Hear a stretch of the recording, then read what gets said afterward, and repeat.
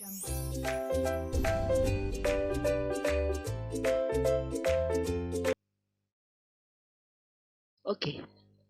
kita lanjut. Kita lanjut ke gaya konservatif dan tak konservatif. Jadi ini hanya pemahaman aja, paling tidak kalian harus tahu ya untuk perbedaannya. Jadi pertama, gaya konservatif adalah menempuh suatu lintasan tertutup. Jadi dia dari A ke B, terus B-nya kembali ke A. Terus gaya gesekan adalah gaya tak konservatif. Maksudnya seperti ini. Jadi contohkan seperti ini. Jadi ketika ada sebuah benda, ini meja. Nah, ada benda nih, ini hitungannya buku gitu ya. Ini dari titik A, nah lantainya titik B, kita hitung aja kayak gini. Nah, ini jaraknya gini. Nah, kalau gaya konservatif itu seperti ini. Kalau ketika kita melemparkan buku dari titik A atas meja ke titik B, terus kita mengambil kembali bukunya dari titik B, kita pindahkan lagi ke atas meja ke titik A. Jadi kita buang ke lantai, terus kita ambil ke lantai, dari lantai ke atas. Nah, ini yang disebut dengan gaya konservatif. Nah, ini akan berlaku tetap hukum kekekalan. Dalam artian energi potensial yang dari A ke B dan B ke A itu nilainya akan sama. Nah, dan saat itu energi atau usaha yang dilakukan itu tidak ada. Kenapa? Karena dia kembali dari A ke B, B kembali ke A. Jadi tidak ada energi yang terbuang di situ. Nah, sedangkan kalau gaya gesekan adalah gaya tak konservatif. Konservatif seperti ini. Jadi kalau ketika ada titik bukunya di titik sini nih, terus kita geser ke titik B di sini. Nah, ketika kita geser terus kita kembali lagi, maka di sini ada energi yang terbuang. Kenapa? Karena dia bergantung pada lintasan. Jadi kalau lintasannya kasar, maka buku yang digeser ke B dan kembali lagi B ke A, berarti energinya tidak utuh lagi.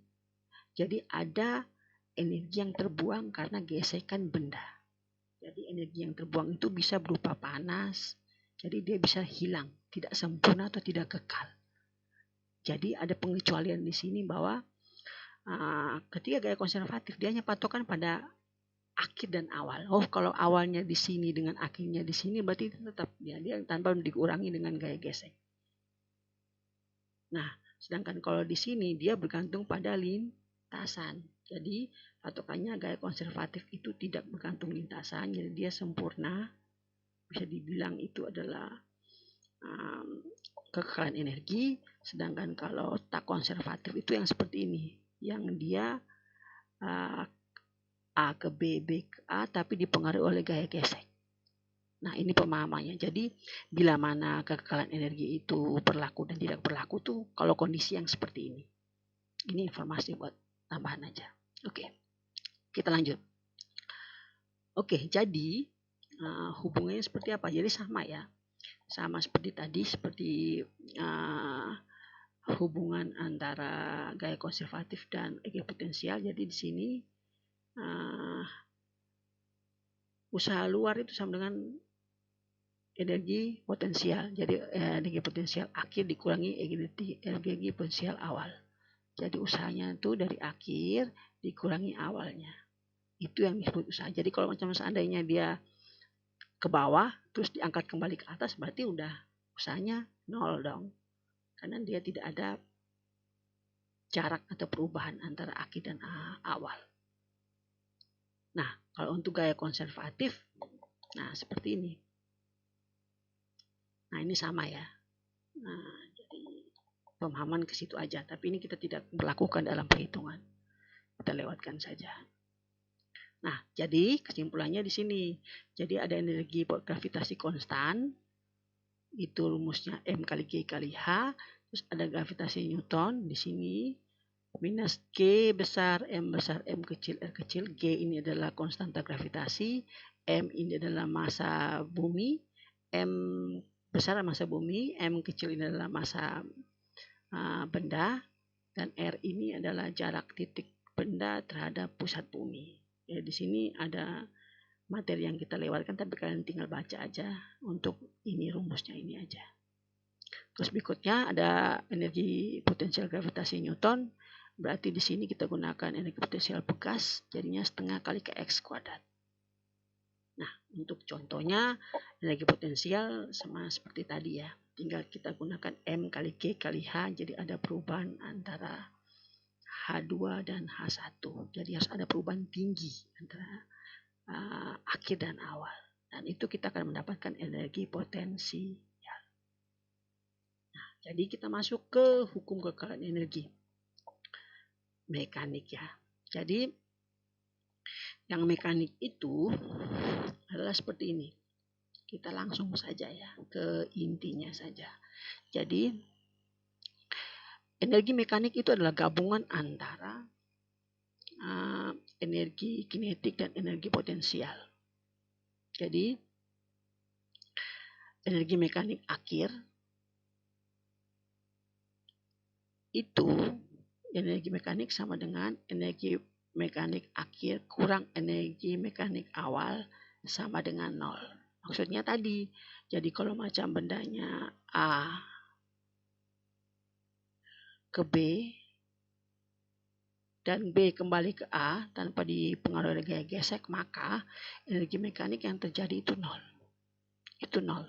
Maka ini kesimpulannya energi mekanik akhir sama dengan energi mekanik awal. Jadi di sini, gimana? Kok bisa kayak gini? Ya, perhatikan. Di sini energi mekanik kan rumusnya adalah energi potensial akhir ditambah energi kinetik akhir sama dengan energi potensial awal ditambah energi kinetik awal. Nah, terlihatnya seperti ini penjelasannya lebih jelasnya. Jadi gini. Oke, di sini aja. Oke. Nah, jika pada suatu sistem hanya bekerja gaya-gaya dalam yang bersifat konservatif, energi mekanik sistem pada posisi apa saja selalu tetap atau kekal. Maksudnya gimana? Jadi bersifat konservatif itu yang seperti ini tadi ya. Dia bersifat kekal. Jadi A ke B, B dan kembali ke A itu bersifat kekal. Jadi tidak ada gaya gesek yang dihilangkan, yang menghilangkan energi tersebut. Nah, hubungannya gimana? Nah, ini gaya berat, tinggal dimasukkan rumusnya ya. Ini dari sini ya. Dari sini ya. Ini tambahan aja. Untuk gaya pegas tinggal dimasukkan saja, tergantung jenis soalnya. Nah, yang ini contohnya. Oke, contoh ya. Tinggal energi mekanik sama dengan energi potensial tambah energi kinetik. Tinggal dimasukkan saja. Nah, yang bisa mau menjelaskan itu adalah nih aplikasinya. Kenapa yang tadi disebut dengan kekal? Gini, buah jatuh dengan lompat gala ini prinsipnya sama. Jadinya ketika dia posisi A, ada energi potensialnya awal.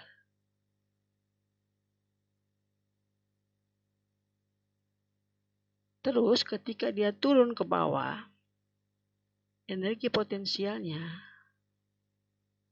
akan berubah menjadi energi kinetik.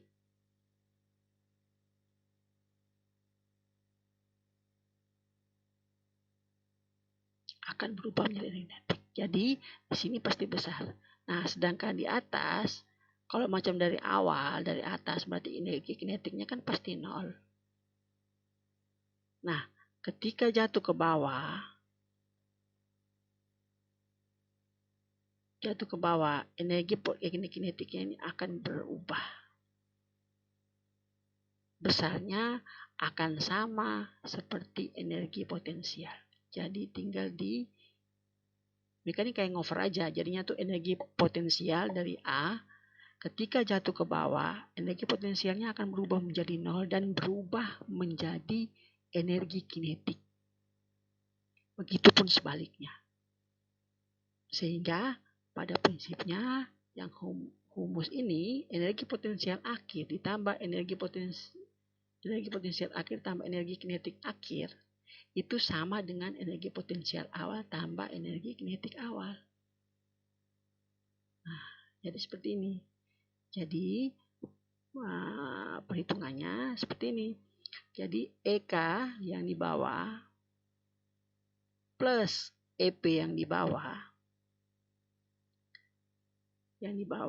akan sama dengan EK yang di atas ditambah dengan EP yang di atas. Gitu. Ini hanya untuk pemahaman ya. Prinsipnya seperti itu.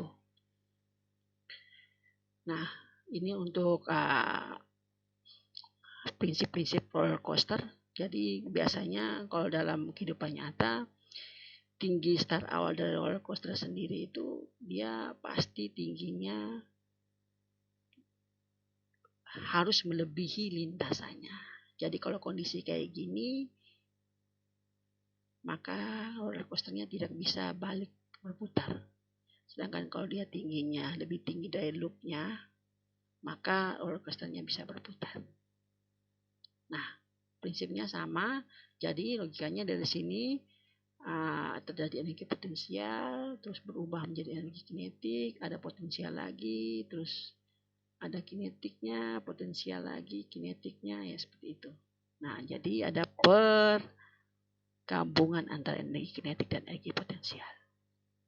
Nah, untuk itu Mister akan mengambil nilai. Jadi di sini Mister akan ambil nilai ini bisa menjadi tugas atau nilai utama untuk bab ini ya.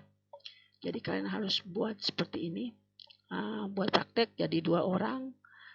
Anda atau salah seorang teman atau keluarga Anda. Terus ada tangga. Stopwatch-nya bisa menggunakan handphone. Timbangan ini maksudnya mengukur berat badan Anda.